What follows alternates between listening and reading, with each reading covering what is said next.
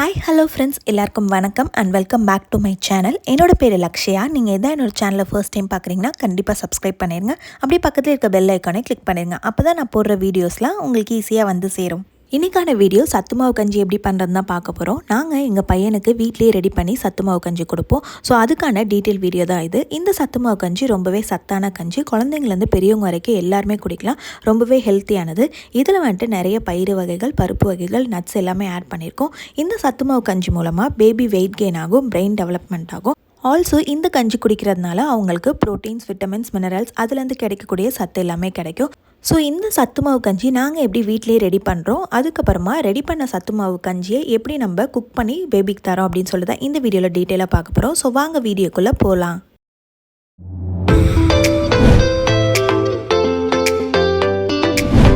இந்த சத்து மாவு கஞ்சிக்கு ஃபர்ஸ்ட் இன்க்ரீடியன்ட் வீட், கோதுமை. ஸோ இந்த கோதுமையை ஒரு கப் அளவு எடுத்துக்கிறேன். மெஷரிங் கப்லாம் இல்லை, நார்மல் கப் தான். ஸோ இந்த கோதுமையை எடுத்து ஒரு பெரிய வடசட்டி எடுத்து அந்த வடசட்டியில் தண்ணி இல்லாமல் நார்மலாக நாங்கள் வறுத்து எடுத்துக்கிறோம். கோதுமை நல்லா வறுத்ததுக்கப்புறமா ஒரு பெரிய பிளேட்டில் ட்ரான்ஸ்ஃபர் பண்ணிக்கிறேன். செகண்ட் இன்க்ரீடியன்ட் வேர்க்கடலை, பீனட். ஸோ இந்த பீனட்டையும் நம்ம வடசட்டியில் போட்டு நல்லா வறுத்து எடுத்துக்கணும். வறுத்து எடுத்ததுக்கப்புறமா தான் நம்ம லாஸ்ட்டாக இந்த தோல் எல்லாமே எடுத்துக்க போகிறோம். நம்ம வறுக்கிற பொருள் எல்லாமே கருகாத அளவுக்கு வறுத்து எடுத்துக்கணும். ஸோ வேர்க்கடலை வறுத்ததுக்கப்புறமா அதையுமே ஒரு பிளேட்டில் ட்ரான்ஸ்ஃபர் பண்ணிட்டாச்சு. நெக்ஸ்ட் தேர்ட் இன்க்ரீடியன்ட் கருப்பு உளுத்தம்பருப்பு, பிளாக் ஊரத்தால். ஸோ இதையுமே நல்லா வறுத்து எடுத்துக்க போகிறோம். ஸோ இந்த கருப்பு உளுந்து நல்லா வறுக்கும் போது நமக்கு ஒரு நல்ல ஸ்மெல் வரும். ஸோ அந்த நல்ல ஸ்மெல் வந்ததுக்கப்புறமா அதை வந்துட்டு நம்ம இறக்கிடலாம். ஸோ அதுவும் கருகக்கூடாது. வறுத்ததுக்கப்புறமா ஒரு பிளேட்டில் நம்ம ட்ரான்ஸ்ஃபர் பண்ணிக்கலாம். So next fourth ingredient green gram, பாசிப்பயிறு. ஸோ இந்த பாசிப்பயிரையும் நம்ம ஒரு வடசட்டியில் எடுத்து வறுத்துக்கிறோம். இந்த எல்லா இன்க்ரீடியண்ட்டும் நம்ம வறுக்கிறப்ப கருகக்கூடாது, நல்ல ஸ்மெல் வரணும், வெடிச்சு வரணும். ஸோ அப்படி வந்தால் தான் நமக்கு சத்து மாவுன்னு ரொம்ப நாள் ஸ்டோர் பண்ண முடியும். ஸோ கொஞ்சம் மொறுமொறுன்னு இருந்தால் தான் நல்லா ஃபைன் பவுடராக வரும். ஸோ பாசிப்பயிறு வறுத்ததுக்கப்புறமா அதையுமே ஒரு பிளேட்டில் ட்ரான்ஸ்ஃபர் பண்ணிக்கிறேன். நெக்ஸ்ட் ஃபிஃப்த் இன்க்ரீடியன்ட் கொள்ளு சேர்க்கறதுனால பேபி வெயிட் வந்து லோ ஆகுமா அப்படின்னு கேட்டால் கிடையாது. ஸோ இதில் வந்துட்டு நம்ம ஒரு கப் குவான்டிட்டி தான் எடுத்துக்கிறோம். ஸோ எல்லா பருப்பும் சேர்த்து தான் நம்ம அரைக்க போகிறோம். ஸோ அதனால கொள்ளும் நம்ம சேர்த்துக்கிறோம். ஸோ இதையுமே நல்லா ரோஸ்ட் பண்ணிவிட்டு ஒரு பிளேட்டில் ட்ரான்ஸ்ஃபர் பண்ணிக்கிறோம். நெக்ஸ்ட் சிக்ஸ்த் இன்க்ரீடியன்ட் சோளம் வந்துட்டு நம்ம ஒரு கப் எடுத்துகிட்டு அதையுமே ரோஸ்ட் பண்ணிவிட்டு நம்ம ட்ரான்ஸ்ஃபர் பண்ணிக்கணும். ஸோ இந்த சோளம் வந்துட்டு எந்த அளவுக்கு வறுக்கணும் அப்படின்னா இது கொஞ்சம் பொரிஞ்சு வரணும், பாப்கார்ன் மாதிரி.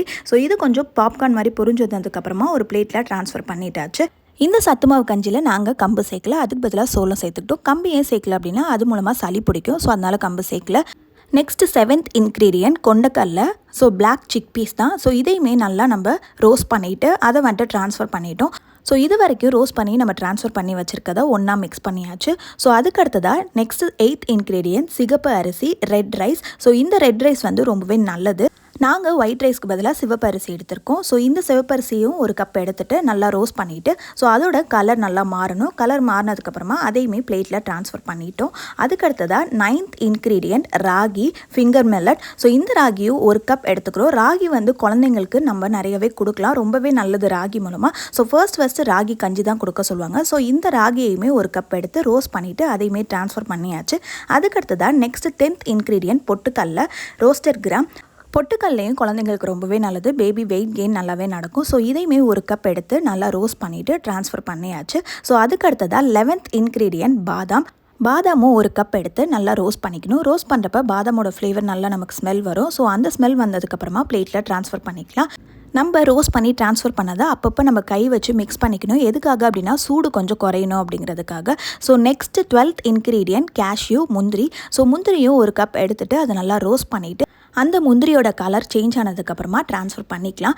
இந்த சத்து மாவு கஞ்சியில் நான் டோட்டலாக 12 இன்க்ரீடியன்ட் ஆட் பண்ணியிருக்கேன். நீங்கள் உங்களுக்கு வேறு ஏதாவது சேர்க்கணும் அப்படின்னா நீங்கள் சேர்த்துக்கலாம். எங்களுக்கு இந்த 12 இன்க்ரீடியண்ட்டோட போதும் அப்படின்னு சொல்லிட்டு ஸ்டாப் பண்ணிக்கிறோம். ஸோ ஏற்கனவே வறுத்து வச்சு நம்ம இந்த பீனட்டை தோல் உரிச்சிக்க போகிறோம். ஸோ இந்த மாதிரி தோல் உரிச்சிட்டு அந்த தோலை முறம் வச்சு நம்ம புடச்சி எடுத்துக்கணும். ஸோ அதுக்கப்புறமா எல்லா பொருளோட இந்த வேர்க்கடலையும் நம்ம சேர்த்துக்கணும். ஸோ அதுக்கப்புறமா இப்போ நம்ம எல்லாத்தையுமே கொஞ்ச நேரம் ஆற விட போகிறோம் ஃபேன் காற்றுல.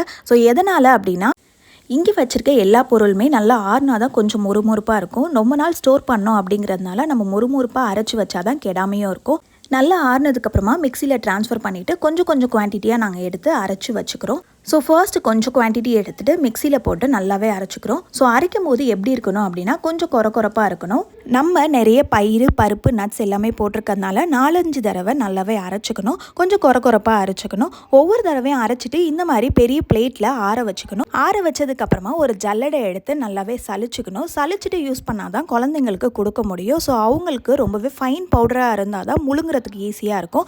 ஸோ இந்த மாதிரி கொஞ்சம் கொஞ்சமாக நம்ம மிக்சியில் போட்டு 4-5 தடவை நல்லாவே கொரப்பாக அரைச்சிக்கணும். அரைச்சதுக்கப்புறமா கொஞ்சம் கொஞ்சமாக நம்ம சலிச்சு எடுத்து வச்சுக்கணும். ஸோ சலிச்சு ஆற வச்சு தான் எடுத்து வைக்கணும். எதனால் ஆற வைக்கணும் அப்படின்னா ஆல்ரெடி சொன்ன மாதிரி நம்ம ஸ்டோர் பண்ண போகிறோம் அப்படிங்கிறதுனால ரொம்ப நாள் தாங்கணும், கெட்டு போகாமல் இருக்கணும் அப்படிங்கிறதுக்காக நல்லாவே சலிச்சு ஆற வச்சு அதுக்கப்புறம் தான் ஸ்டோர் பண்ணணும்.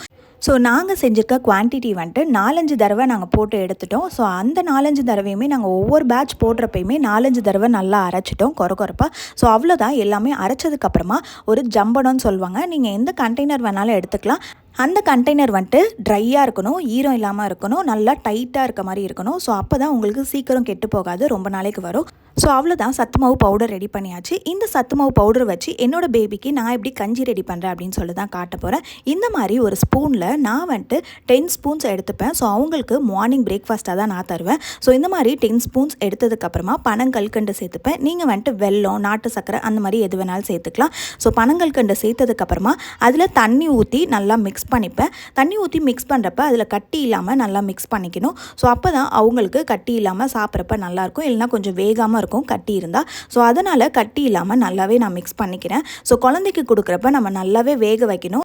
இந்த கஞ்சியை நான் அடுப்பில் சிம்மில் வச்சுட்டு ஒரு 15 மினிட்ஸ் கிண்டி விட்டு நல்லா காய்ச்சிடுவேன். ஸோ அதுக்கப்புறமா கஞ்சி ரெடி ஆயிரும். அவங்களும் நல்லாவே சாப்பிட்டுப்பாங்க. ஸோ அவ்வளோதான் இந்த சத்துமாவு கஞ்சிக்கான ரெசிபி. இந்த சத்துமாவு கஞ்சி நீங்கள் வீட்டில் ட்ரை பண்ணீங்க அப்படின்னா கண்டிப்பாக எனக்கு கமெண்ட் செக்ஷனில் தெரியப்படுத்துங்க.